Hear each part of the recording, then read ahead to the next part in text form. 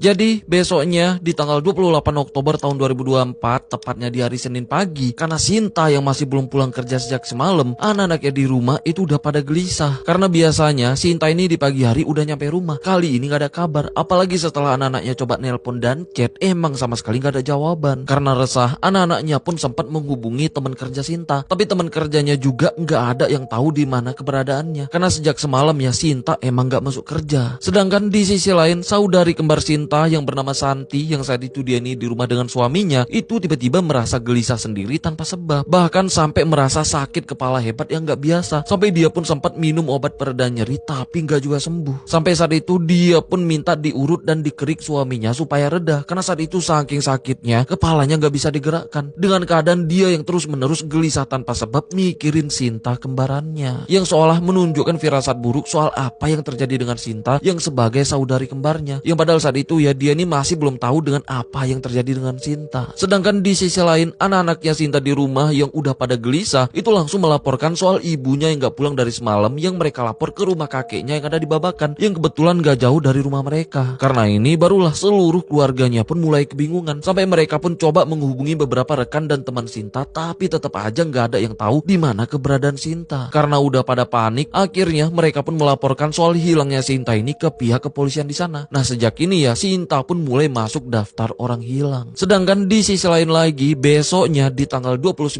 Oktober, tepatnya di pagi harinya, para pekerja bongkar muat ikan yang sedang istirahat sambil bersantai di tanggul belakang SPBU Pelabuhan Muara Baru sempat curiga ngelihat bungkusan karung ukuran besar yang terbungkus rapi ngambang di pinggir danaunya. Karena curiga dan penasaran, mereka pun langsung narik bungkusan karung itu untuk coba dibuka. Nah setelah dibuka, ternyata isinya bungkusan kardus. Mereka pun coba buka kardusnya lagi, ternyata isinya bungkusan karung lagi. Karena masih penasaran, mereka pun coba buka lagi lapisan karungnya yang ternyata masih berisi bungkusan busa. Nah setelah lapisan busanya dibuka, itu masih berisi lapisan selimut. Tapi di situ mereka udah makin curiga karena ngerasa kayak nyentuh tubuh manusia di balik selimutnya. Karena udah makin curiga, mereka pun ngebuka lapisan selimutnya. Ya mana di situ ya mereka pun kaget sekaget-kagetnya karena ternyata isinya tubuh wanita tanpa kelapa. Karena ini, mereka pun langsung melaporkan soal temuan ini ke pihak kepolisian di Polsek Penjaringan, Jakarta Utara. Gak lama kemudian, pihak kepolisian pun langsung berdatangan. Yang mana di sana ya, situasinya pun langsung ramai karena cukup menghebohkan seluruh warga di sana. Sedangkan temuan tubuh itu langsung dievakuasi dengan dibawa ke Rumah Sakit Polri Kramat Jati, Jakarta Timur untuk diotopsi dan menyelidiki identitasnya. Terus karena tubuh yang ditemukan ini wanita, sedangkan kemarin ada keluarga yang sempat melaporkan orang hilang yang juga wanita, jadinya polisi pun langsung menghubungi keluarga Sinta untuk ngecek dan